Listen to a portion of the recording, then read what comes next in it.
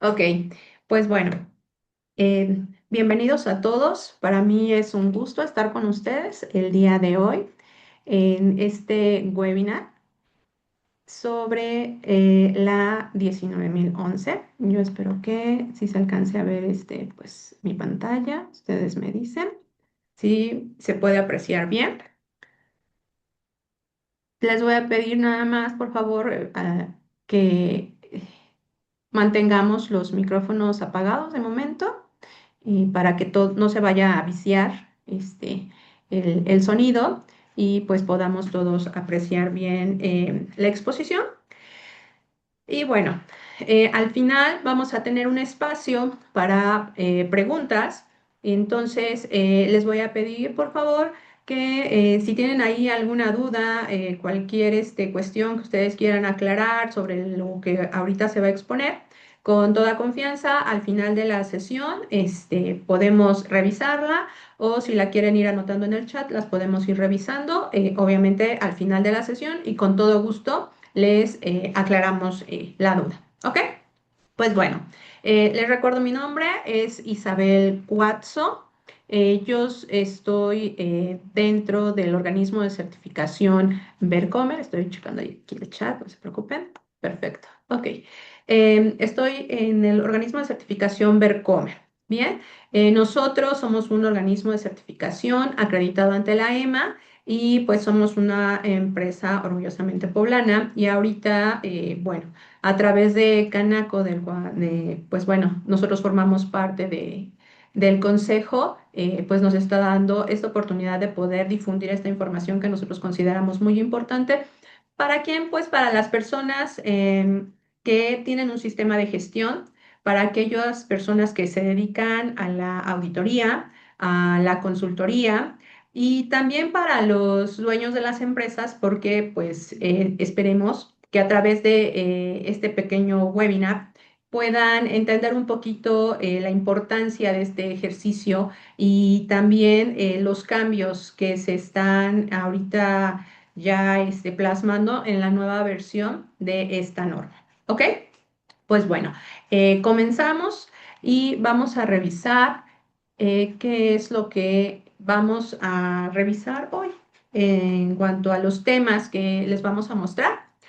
Lo primero es entender qué es lo que realmente cambió de la norma, ¿sí? No es una reestructura completa de la norma, hay cambios muy específicos y ahorita los vamos a revisar y también vamos a ver que hay muchos puntos y puntos muy importantes que se mantienen iguales, ¿ok? También vamos a revisar el rol que tiene la ISO 17012 en esta nueva versión de la norma de auditorías internas.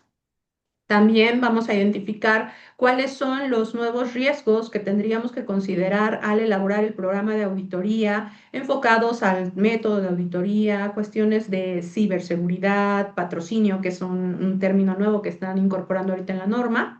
Y pues también es importante reconocer cuáles son esas nuevas competencias que se le van a solicitar a un auditor ya con estos cambios que les está pidiendo la norma, ¿no? Y son competencias enfocadas a tecnologías de la información, todas estas herramientas digitales que ya tenemos a la mano y con las cuales ya trabajamos actualmente en el día a día.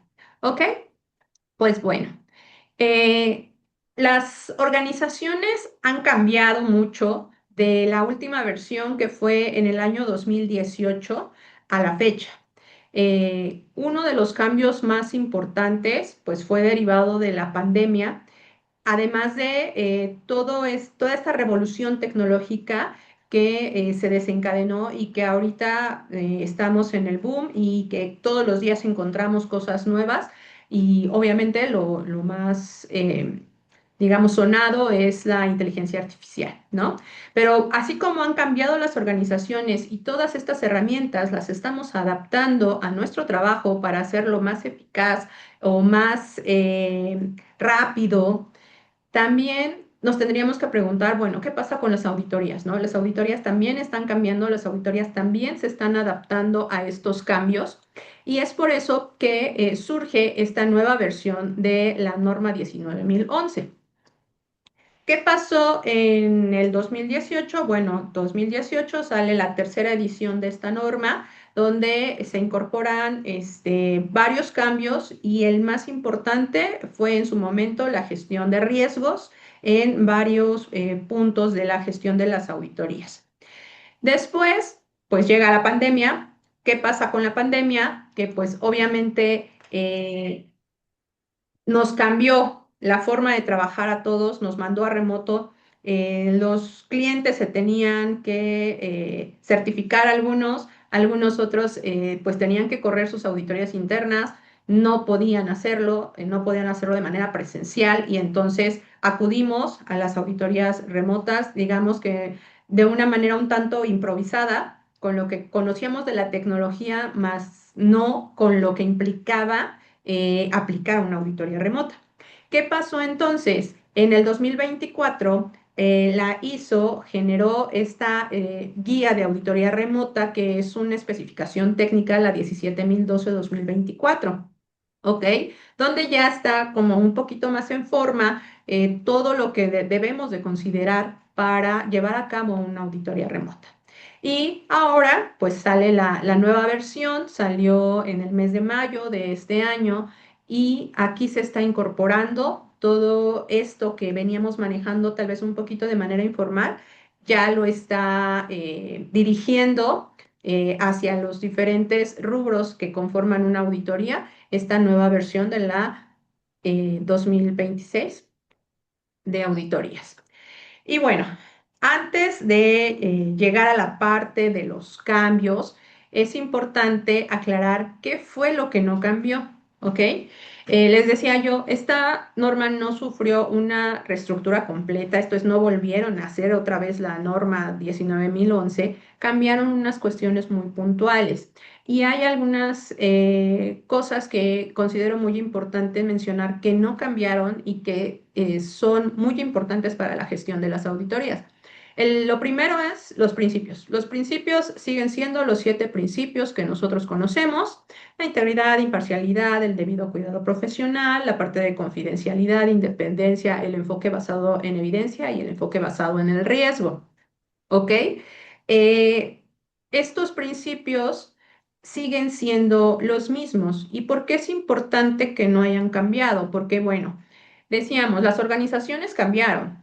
Nosotros, cuando comenzamos a auditar el día de hoy, ya nos estamos enfrentando a situaciones diferentes de las que se presentaban hace algunos años, ¿ok?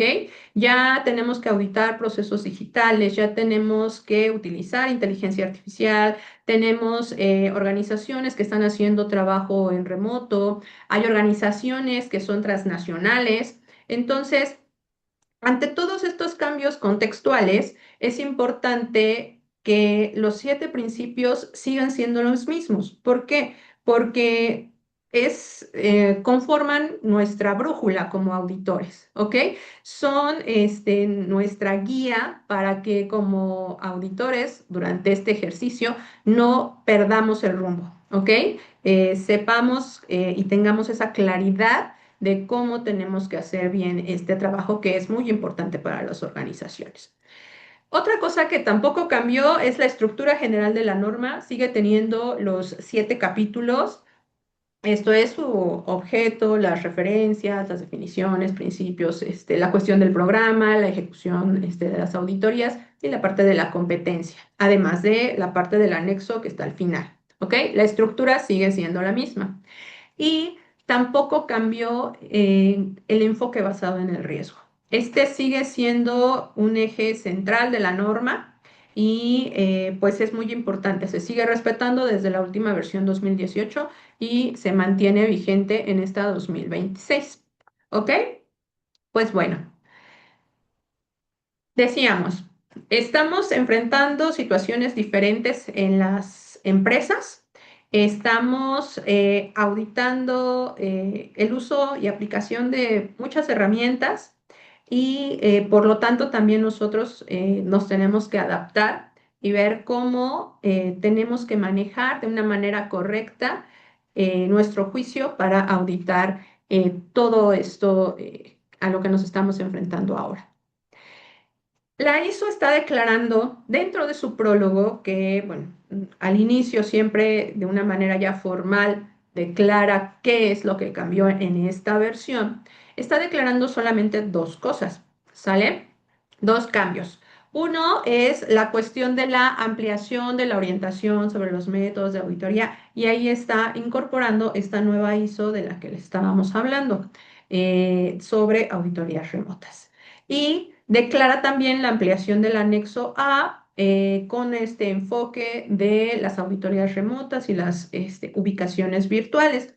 Si nosotros comparamos la versión 2018, en la versión 2018 en el subprólogo traía 7 cambios y en esta ocasión solamente son dos y ambos están, digamos que, orientados hacia el mismo tema en cuanto a la cuestión tecnológica, ¿no?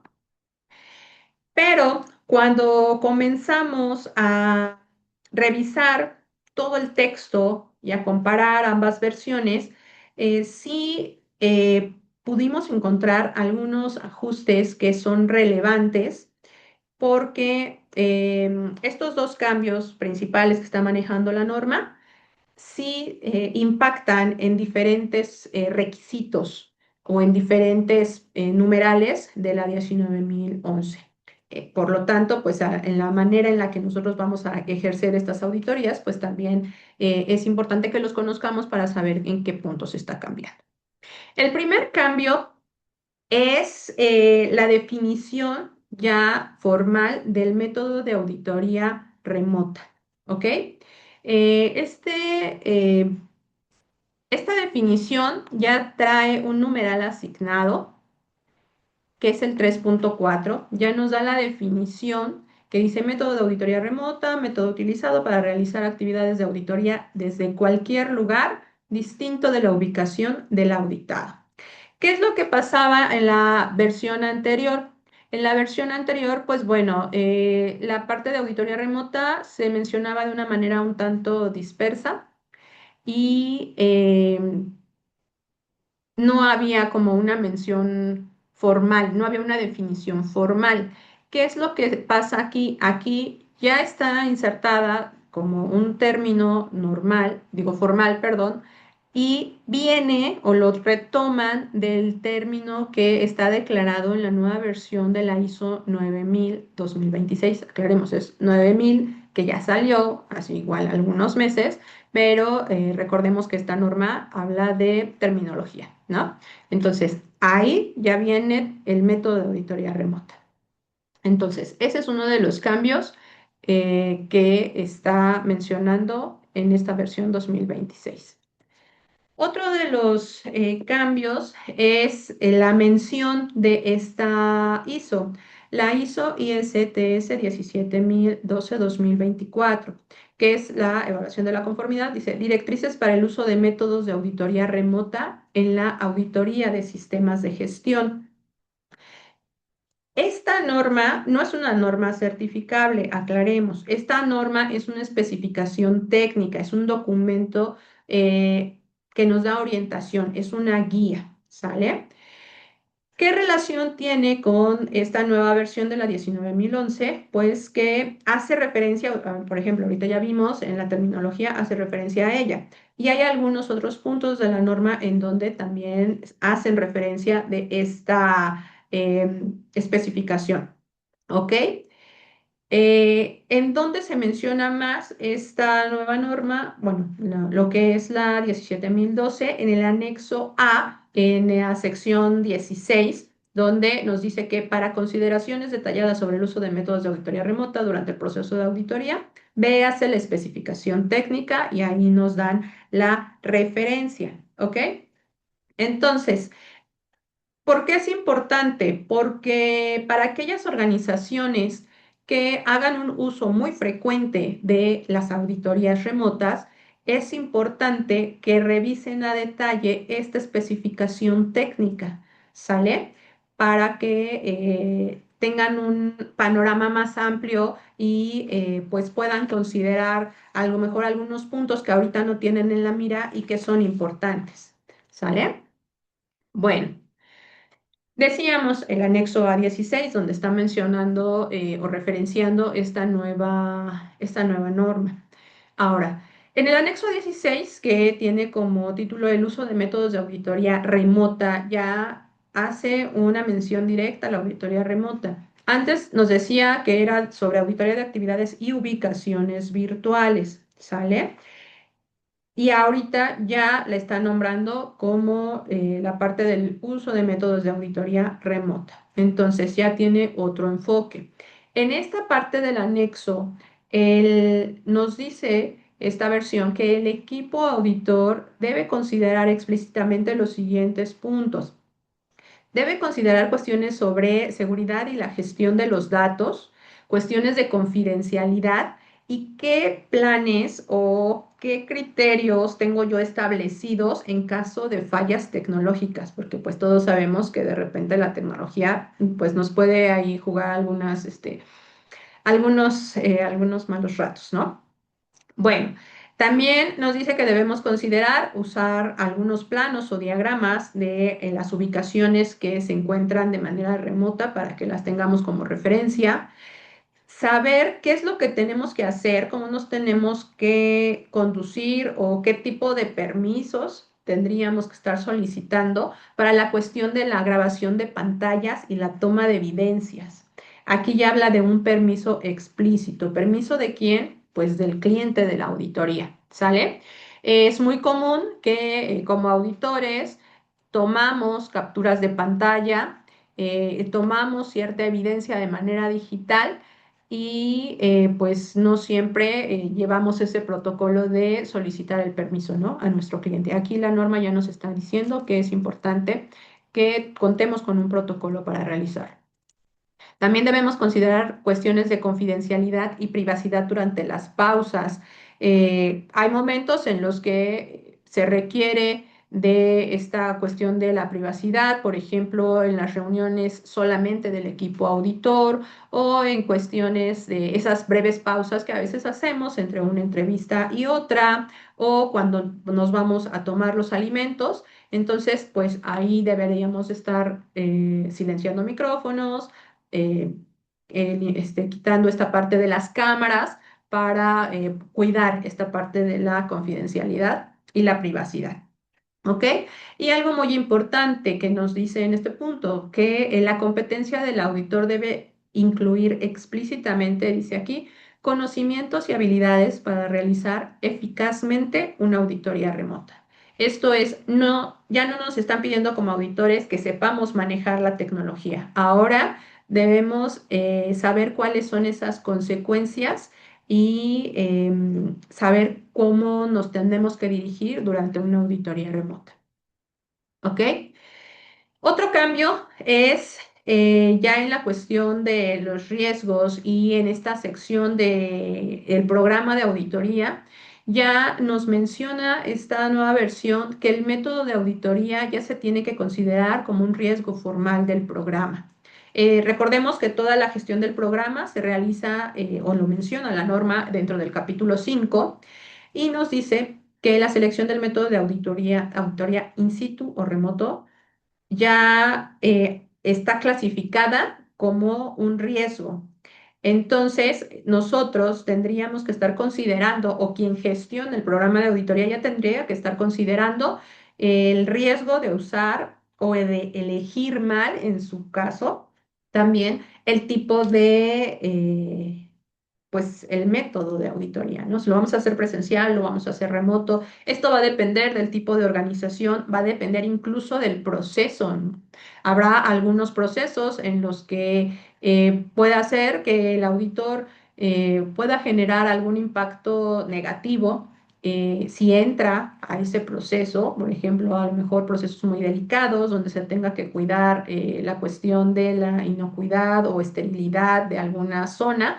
Entonces, pues sería más recomendado esa parte hacer tal vez algún recorrido virtual, por ejemplo, o proceder de manera remota, ¿sale?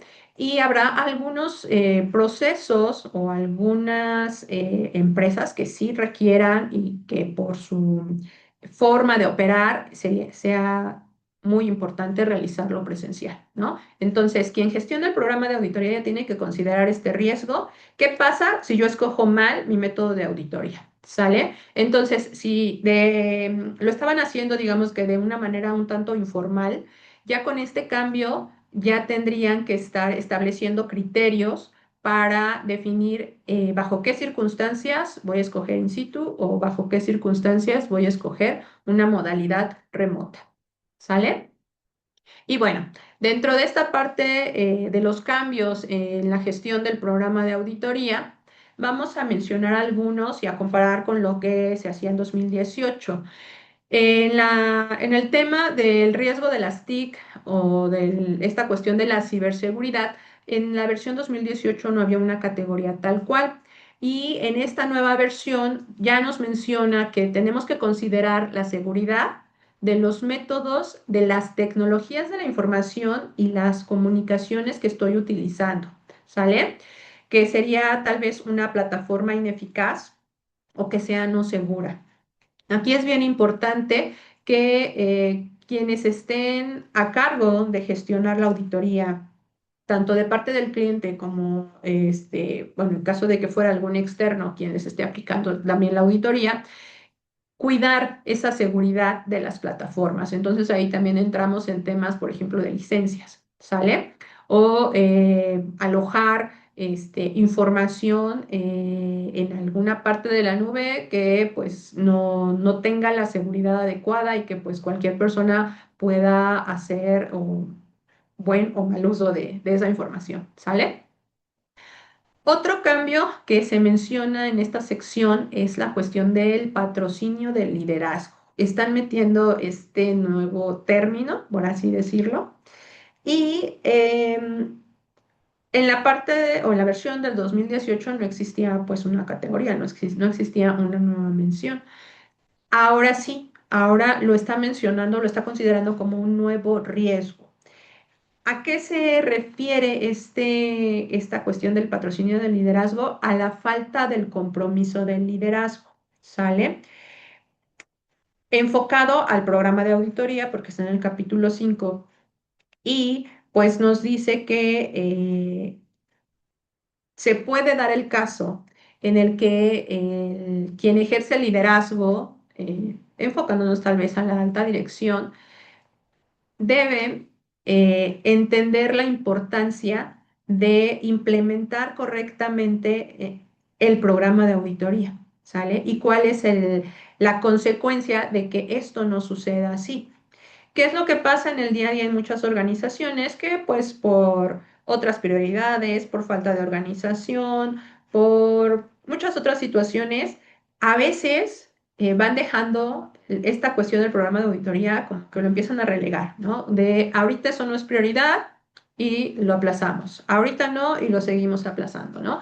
¿De quién viene muchas veces esa decisión? De quien está ejerciendo el liderazgo. Entonces es importante que quien está en este papel entienda la importancia de implementar o de llevar a cabo las auditorías internas o externas en tiempo y forma, ¿no? Y qué es lo que puede pasar si esto no sucede así. Otro tema de cambio son en la cuestión de los recursos.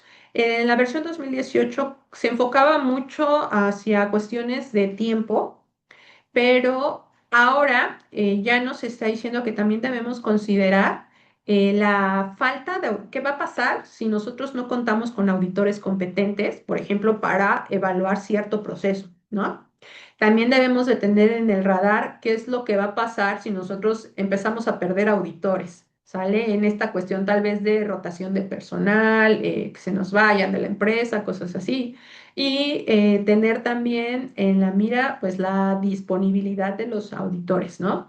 Que pudiera ser el caso que a lo mejor esta cuestión de aplazar las auditorías, como lo estábamos diciendo, que ya después nos gana el tiempo, queremos aplicarlas y resulta que las personas que tenemos asignadas como auditores pues ya no tienen disponibilidad o resulta que ya se me fueron, cosas así, ¿no? Entonces eso también lo tenemos que estar considerando ya como un riesgo al estar realizando el programa de auditoría. Y en la sección de la selección del equipo auditor, Antes, en lo que era 2018, no hacía ninguna mención sobre cuestiones de permiso de viaje. Ahorita con todas estas cuestiones de la globalización y pues que se hacen algunas auditorías ya de manera internacional, ya está mencionando que tenemos que considerar autorizaciones, permisos sanitarios y toda la cuestión de los visados. ¿Sale? Y en el siguiente requisito, que ya es parte del 6 en lo que se refiere ya a realizar una auditoría, en el punto 6.3, cuando nosotros determinamos si una auditoría es viable o no, nos está incluyendo este nuevo inciso. Nos dice que debemos considerar los eventos locales o circunstancias tanto locales, regionales o mundiales, que puedan afectar a la auditoría programada. ¿Sale? Entonces, cuando nosotros estamos planeando ya hacer la auditoría, tenemos que considerar todo este contexto y cómo puede impactar en que se pueda llevar a cabo o no mi auditoría. Esto no es más que el resultado de pues, lo que vivimos en pandemia y también de toda la inestabilidad geopolítica que tenemos en estos días. ¿Sale? En cuanto al enfoque basado en riesgos en esta parte de la planificación de auditorías, nos está diciendo esta nueva versión que cuando realicemos esta planeación, tenemos que realizar la programación, bueno, cómo vamos a ir llevando a cabo esta auditoría por prioridades. Tenemos que considerar muchos factores que puedan afectar eh, la auditoría, como pudiera ser la complejidad de un producto o proceso. Tenemos que considerar las quejas de los clientes. Tenemos que considerar hallazgos que se hayan encontrado en auditorías previas y si existió algún cambio en la normativa o en la operación, ¿sale? Cualquiera de estos factores que estamos mencionando tienen que ser considerados cuando estemos planeando la auditoría, de tal manera que podamos priorizar aquellas situaciones que sean importantes resolver para la empresa en ese momento. ¿Sale? Si tenemos muchas quejas de clientes, pues entonces podríamos darle más prioridad a esta revisión de la satisfacción del cliente o darle un poquito más de tiempo, ¿no? Incluso a esos procesos que en ese momento resultan medulares para la organización y que pudiera ser que a lo mejor de otro proceso que está pues en control y que no tiene tantos problemas, podríamos tomar un poquito o revisar no tan a detalle esos procesos y enfocarnos más en aquellos que vamos a considerar como una prioridad. ¿Sale? En la parte de la reunión de apertura, ya cuando se está realizando la auditoría, nos está incluyendo en esta nueva versión que el líder debería presentar a todos los integrantes que conforman el equipo auditor.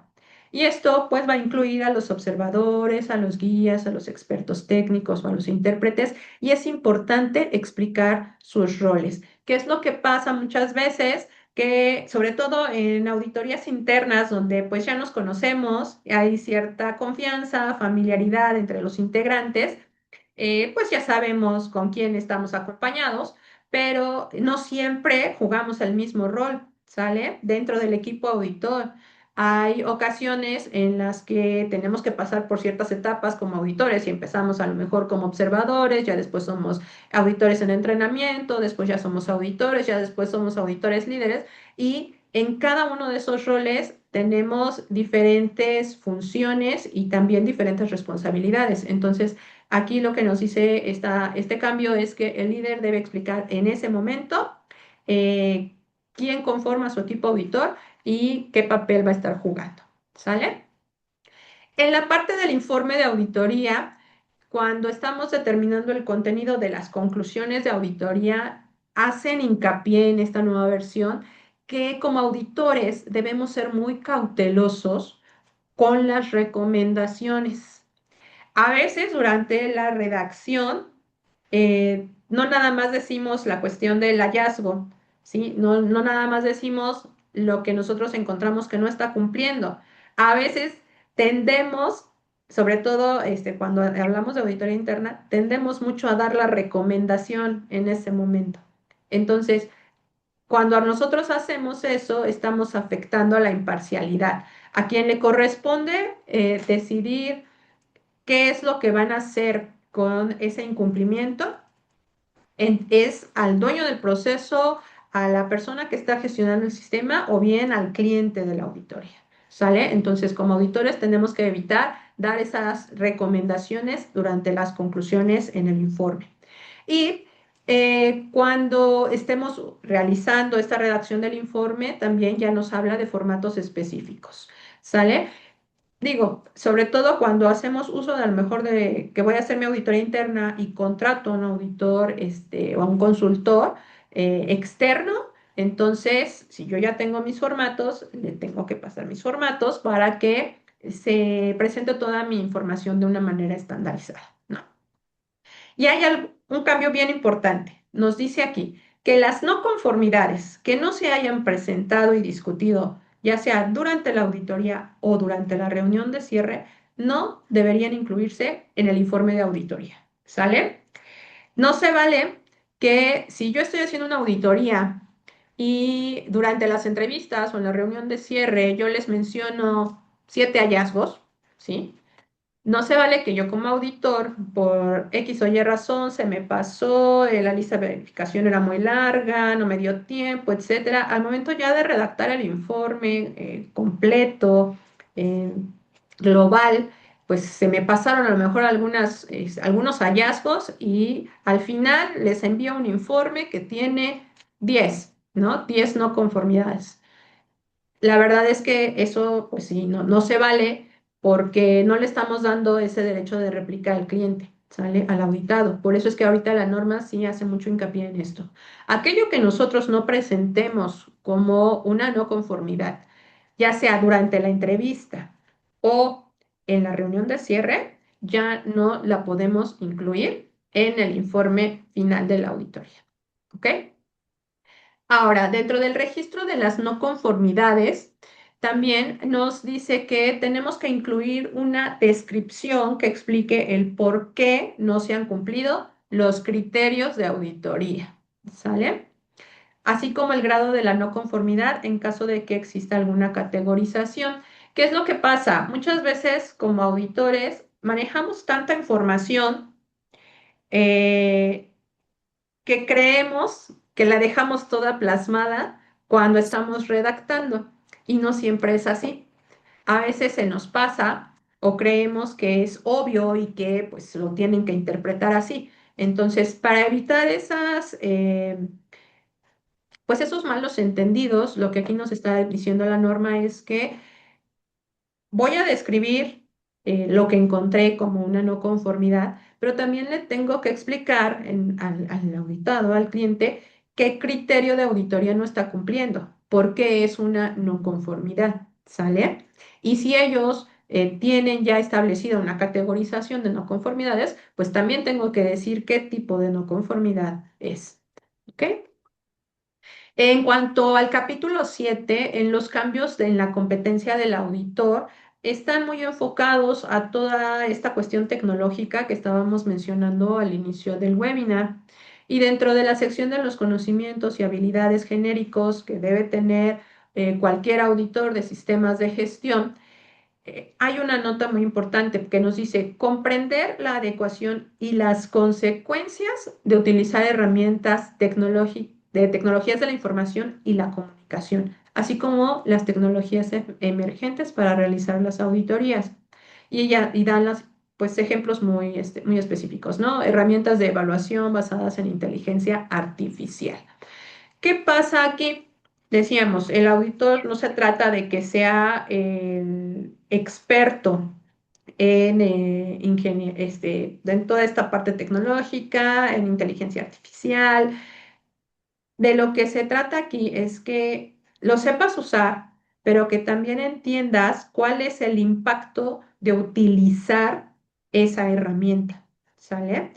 En esta parte de las auditorías ya se está ocupando y es diferente utilizar a lo mejor la inteligencia artificial para analizar y digerir en cierta forma mucha cantidad de información, por ejemplo, muchos datos, ¿sí? Y que esa interpretación tú ya puedas tomarla como una base para ejercer pues tu juicio profesional, ¿sale? Es diferente hacer eso a poner toda mi evidencia en la inteligencia artificial y preguntarle si es una no conformidad, ¿no? O sobre qué requisito va esa no conformidad, ¿sale? Eso ya es delegarle mi papel de auditor a la inteligencia artificial, ¿sale? Ya es dejarle a ella que emita el juicio profesional y ese solamente le compete al auditor, ¿sale? Entonces, aquí sí tenemos que hacer o entender como auditores que este tipo de herramientas tienen que ser eso, unas herramientas, no nos pueden sustituir, no pueden sustituir nuestro juicio, nuestra experiencia y toda la formación que traemos atrás como auditores. Dentro de la parte de los requisitos legales y reglamentarios que pues, debe conocer todo auditor, también ya se incluyen conocimientos respecto de protección de datos y seguridad de la información. En esta parte también del criterio para mantener y mejorar la competencia del auditor, para quienes evalúan a los auditores y determinan si son competentes, también ya nos dice la norma que podemos hacer uso de la retro, del feedback que nos está dando el cliente o el auditado, ¿sale?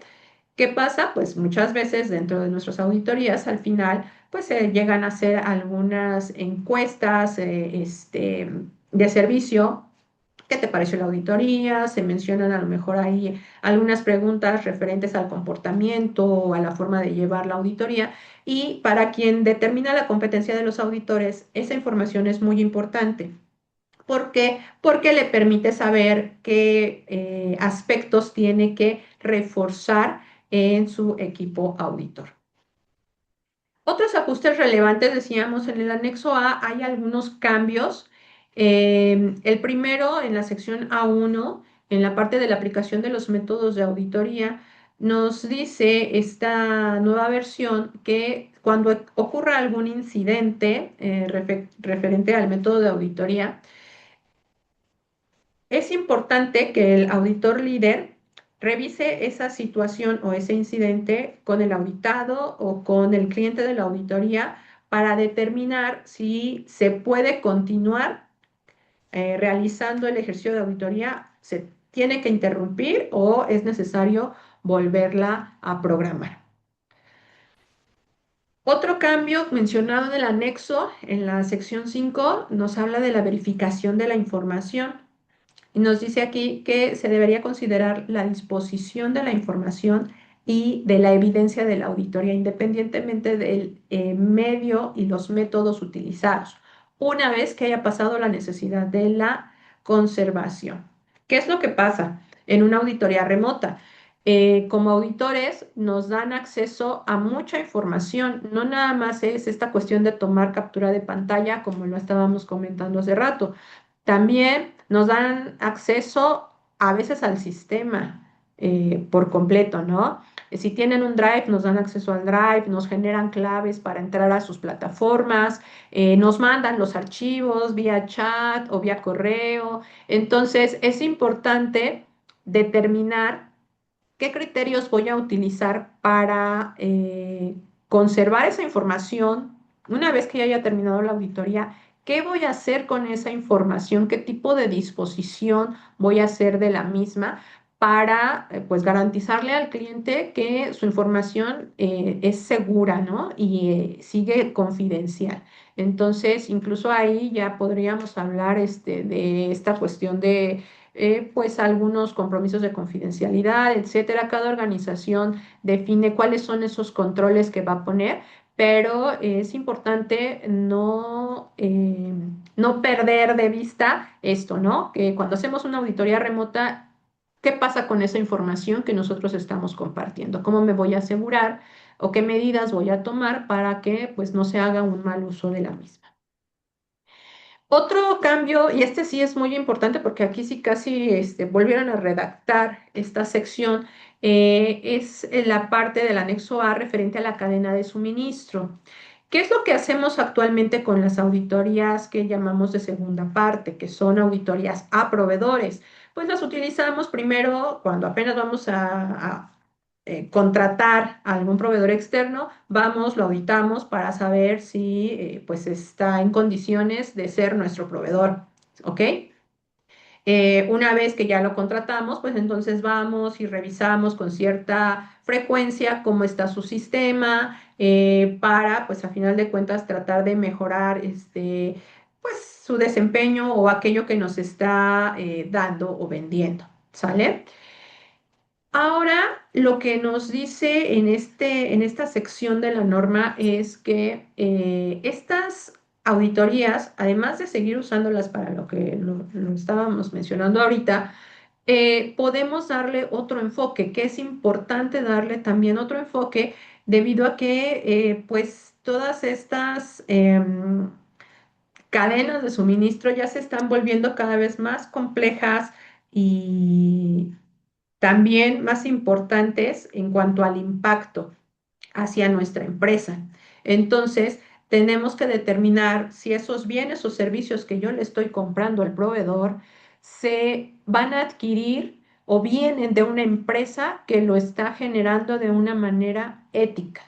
Entonces, aquí implica que nosotros como organización, por un lado, tenemos que asegurar que ese proveedor pues siga políticas, que cumpla leyes, que lleve ciertos estándares de calidad, de medio ambiente, de ética, etcétera, ¿no? Y también debemos tener en la mira un riesgo, que es qué impacto en mi organización puede tener que ese proveedor no esté dándome esos productos o servicios que hayan sido generados de una manera ética, ¿no? ¿Qué impacto puede tener a lo mejor hasta en la reputación de mi empresa que yo le esté comprando a cierto proveedor? Entonces, estos son los cambios principales que se encuentran en la norma. Em, ya vimos que impactan en diferentes etapas desde la gestión del programa, la planeación, esta cuestión de la evaluación de las competencias de los auditores. Y entonces, ¿qué es lo que tenemos que considerar? Si nosotros ya tenemos un sistema de gestión y realizamos auditorías alineadas a lo que estaba establecido en la versión 2018, pues entonces ya tenemos un buen camino de avance, porque no vamos a empezar de cero. Pero sí es importante que vayamos robusteciendo este proceso de auditoría que tenemos en nuestras organizaciones, por lo que necesitamos evaluar el riesgo o incluir esta parte del riesgo de la ciberseguridad en cuanto a las herramientas digitales que estamos utilizando para auditar. Eh, ¿Cuál es el riesgo que existe si yo escojo mal el método de auditoría, presencial o remoto?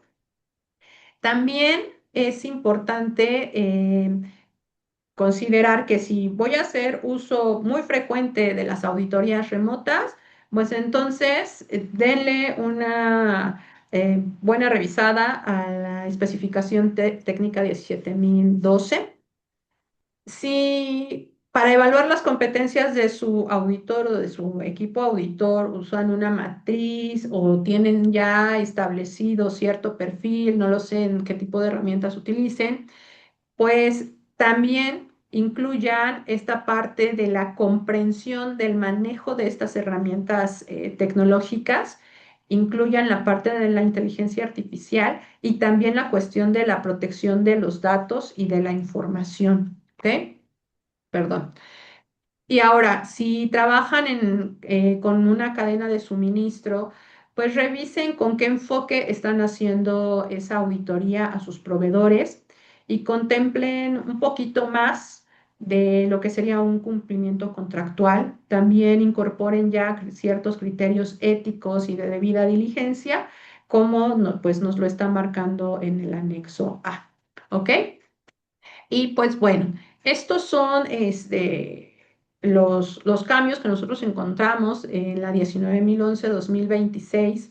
Si se dan cuenta, no es una reestructura completa de la norma, no está reinventando las auditorías, más bien la está poniendo al día, ¿no? Con todos estos cambios que tuvimos derivados de pandemia, todo esto que nos generan las tecnologías emergentes, pues entonces es más bien cómo voy a adaptar este ejercicio de auditoría con todas esas herramientas de las que ya dispongo y considerar qué riesgos puede haber o qué criterios tengo que establecer, pues para que yo asegure que mi auditoría cumpla con el objetivo. Pero yo creo que más allá de cumplir con el objetivo de la auditoría, es bien importante que como auditores siempre busquemos cómo este ejercicio que yo estoy realizando de revisar un sistema está aportando al cliente. Puede ser un cliente interno o externo, ¿no? ¿Qué le va a dejar? ¿Sale? ¿Cómo va a contribuir este ejercicio de auditoría a la mejora continua de ese cliente? Porque ese es el, el por qué hacemos una auditoría, ¿no? Contribuir a la mejora continua del cliente. Y entonces es importante que nos actualicemos, es importante que consideremos nuevos riesgos. Si todas las organizaciones estamos cambiando, pues también las auditorías tienen que evolucionar, sin perder de vista ese aporte a la mejora continua que tiene la auditoría interna. ¿Ok? Y pues bueno, les recuerdo, nosotros somos Vercomer, somos un organismo de certificación y si gustan, podríamos pues revisar algunas preguntas que ustedes tengan. Con todo gusto las podemos aclarar. Les dejo mis datos.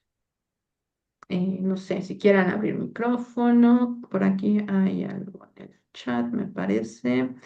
Ok, dice aquí, ¿cuál es la sugerencia para abordar el tema de la necesidad de realizar una auditoría interna con la alta dirección? Ustedes dan acompañamiento. Bueno, nosotros somos un organismo de certificación enfocados a ISO 9001. Como un requisito del 9001 está dentro del 5 la cuestión del liderazgo. Entonces, en todas nuestras auditorías de certificación tenemos que hacer la revisión de ese punto y pues se entrevista a la alta dirección.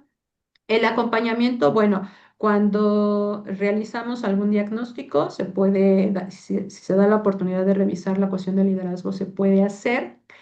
O en caso de que, pues bueno, se tratara de algún cliente del cual nosotros no tenemos, digamos que el alcance acreditado, podemos dar el servicio de auditoría interna y en ese caso se puede revisar la cuestión de la alta dirección. Obviamente, pues dependiendo, ¿no? Del estándar bajo el cual ustedes estén corriendo su auditoría interna, porque es un criterio, ¿ok?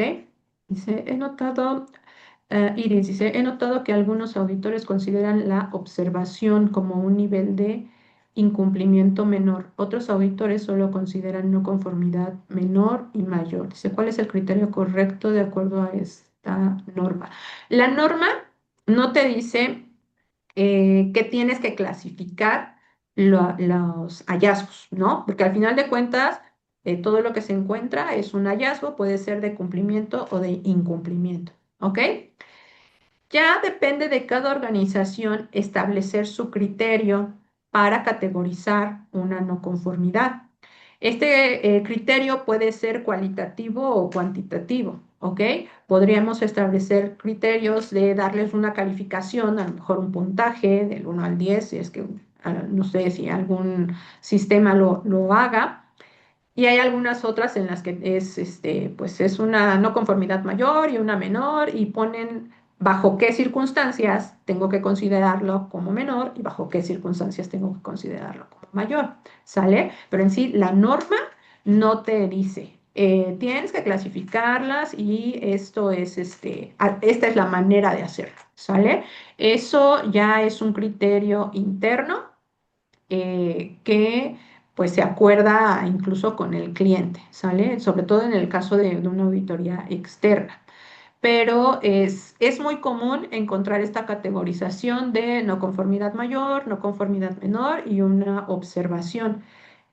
Por mi experiencia, generalmente las observaciones no caen por completo en el incumplimiento, sino es algo como una falla que potencialmente te puede llevar a un incumplimiento, ¿no? Entonces, por eso te lo marcan como una observación, es como una alerta en la que tú le tienes que poner atención para evitar que a lo mejor en la siguiente auditoría ya caigas en un incumplimiento. ¿Ok? Iris, no sé si quedó claro.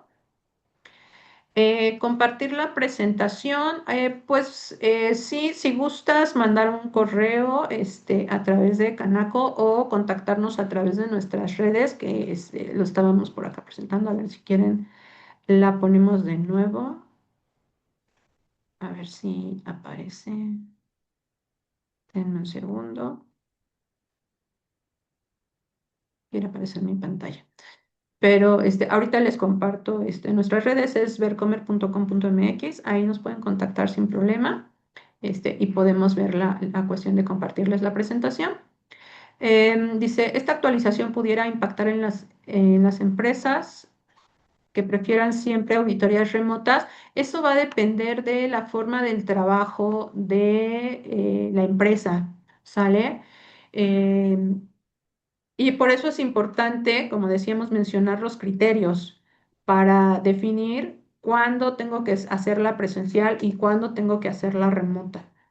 No quiere decir que todas tengan que mudar a la parte remota, eh, pero este, sí tengo que establecer bien esos criterios y entender qué riesgos se corren si yo la hago de una manera o de otra, ¿ok? A lo mejor para una empresa que pues es de tecnologías de la información y que escasamente tiene a lo mejor un lugar físico en donde realiza sus actividades, pues es mucho más fácil, ¿no? Hacer esta parte o dar a las auditorías remotas o quienes trabajan por completo en home office, ¿no? Pero no quiere decir que ya nos tengamos que pasar por completo a las auditorías remotas. ¿Quién decide si la auditoría es remota, el cliente o el organismo? Bueno, supongo que aquí estamos hablando de una auditoría externa, tercera parte.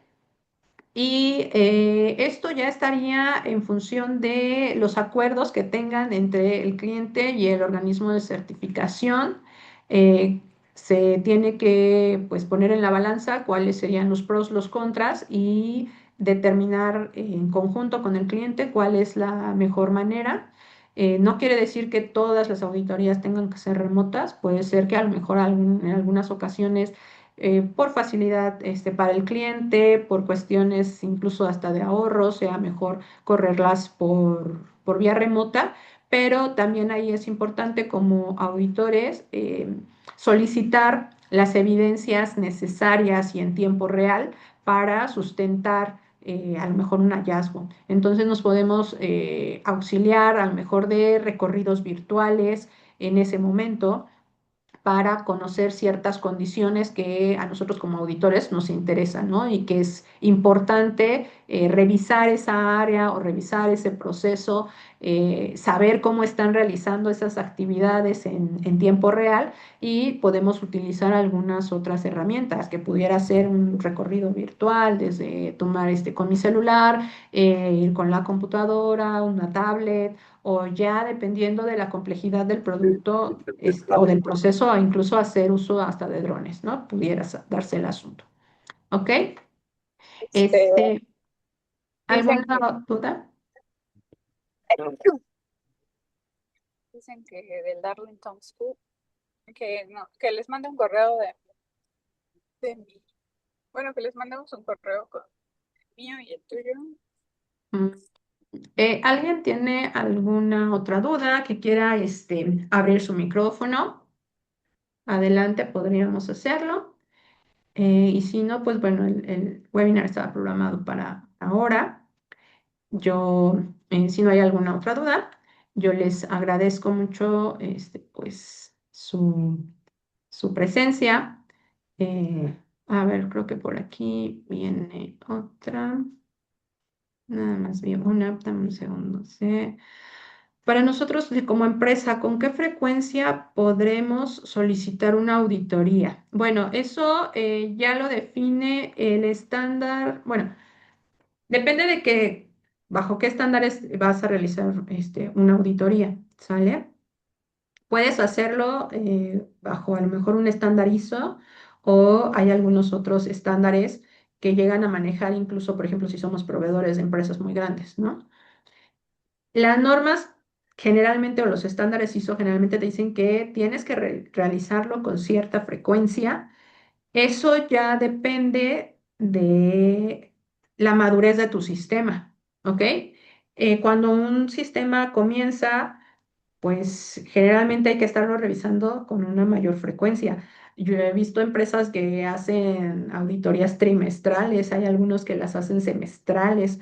El común es hacerlo de manera anual, pero no quiere decir que pues sea la regla, ¿no? O que esté determinado por una norma ISO, en este caso, ¿no? Ustedes lo definen y también incluso ustedes definen la forma en la que corren esa auditoría interna. Puede ser que lo hagan en un solo ejercicio, esto es que tomen a su equipo auditor y, ¿sabes qué? 1 o 2 días completos son de auditoría interna, pero también he encontrado algunos procesos en los que los van como segmentando y te dicen, ¿sabes qué? Pues mi auditoría va a correr de marzo a junio y voy a ir segmentando, ¿no? Por procesos, por áreas o por requisitos y cada mes o cada semana voy a ir aplicando o revisando una parte diferente del sistema y también es válido. Eso ya lo define la madurez de tu sistema, generalmente es así. O también puede ser que se detone alguna auditoría por alguna situación que la alta dirección requiera pues tener en control, ¿no? O encontrar la causa del por qué está sucediendo esa situación. Se puede detonar alguna auditoría interna, pero ya la frecuencia ustedes la definen dependiendo de pues de cuántos detalles salgan dentro de su sistema. ¿Ok? Bueno, entonces, pues no sé si tengan alguna otra duda o comentario, lo revisamos y si no, pues paso Ajá. contigo, Katy. Creo que hay una pregunta más. Sin problema, nos podemos, si quieres, extender unos minutitos más para que Ok, todos puedan tener la solución de sus respuestas sin claro que problema. sí. Sí, sí, sí. ¿Cuál sería la Creo que pregunta? dice, para las empresas pequeñas que no tienen un equipo auditor, Ah, ¿cuál es la recomendación? ok. Bueno, en el caso de las empresas que pues sí son con escasos recursos o que llegan a decir, bueno, si pongo un auditor, pues resulta que esa persona lleva procesos, ¿no? Y entonces él no se puede auditar porque ya no estoy cumpliendo con esta parte de no ser juez, juez y parte, ¿no? No voy a ser imparcial.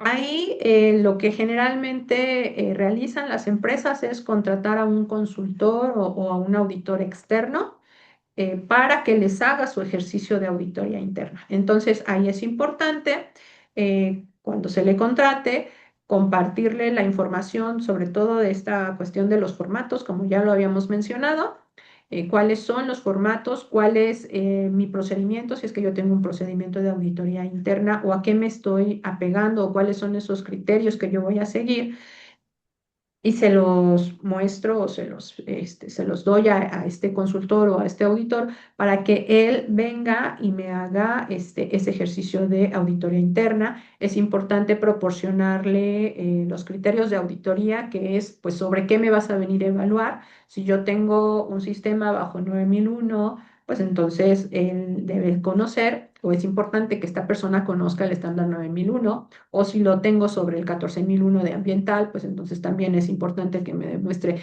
que conoce ese estándar y pues darle acceso a la información que él requiera cuando esté haciendo ese ejercicio de auditoría, ¿no? Acceso a mi sistema, a mis documentos, como sea que los tenga alojados, para que pues él pueda revisar esa evidencia. Sobre todo porque pues es una persona ajena a mi organización y pues con ellos hay que tener mucha comunicación para que todo fluya de la mejor manera, porque no podemos obviar que saben dónde está la información o saben cómo encontrar o entrar a la plataforma. Entonces, ahí sí yo les sugiero que tengan mucha comunicación con esta persona que vayan a contratar y pues que revisen esta parte de las competencias para que les garantice pues un buen ejercicio de auditoría, ¿no? Eso es a lo que la mayoría de las empresas pequeñas pues recurren cuando no tienen un equipo auditor. Pero independientemente de que no tengan un equipo auditor, quien gestione el sistema, llámese responsable del sistema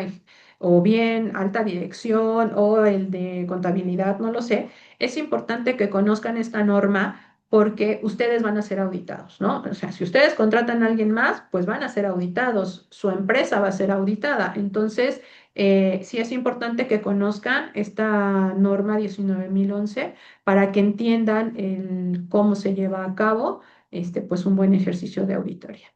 ¿Ok?